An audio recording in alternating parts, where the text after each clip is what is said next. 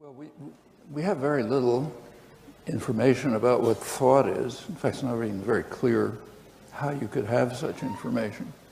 But a lot of the mass of our information about thought is what we get by looking at language. So that yields the suggestion that, say, Humboldt took to an extreme, that they're the same. But again, you can introspect if you like. It's the only kind of evidence we have. It doesn't look as if they're the same. There seems to be lots of kinds of thought that just never can get articulated. And I don't see any reason to doubt that some kind of thought is going on with organisms that don't have language. There is, in computational cognitive science, there's a big enterprise, which in my view is a total waste of time, which goes back to a misreading of a very short paper by Alan Turing. Back in 1950, Alan Turing's great mathematician, and founder of modern computational science and so on. He had a paper called something like Do Machines Think? And that's led to, and he devised a test. It's now called the Turing test. He called it an imitation game. And there's been a lot of effort to try to, and what he argued is or what he's been interpreted as arguing, he didn't say it, is that if a machine means program, not a physical computer, but a program, if a program can pass this test, that'll show that it thinks.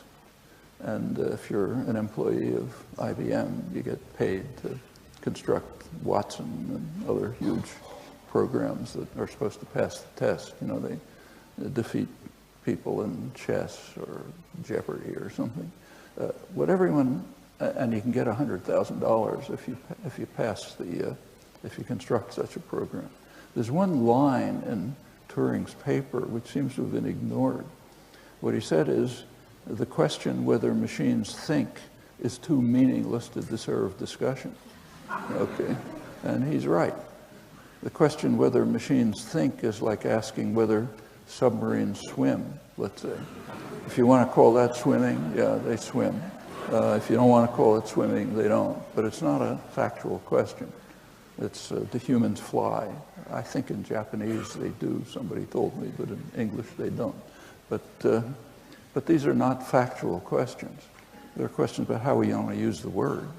Now, there is something going on that we loosely refer to as thought, but we don't know much about what it is.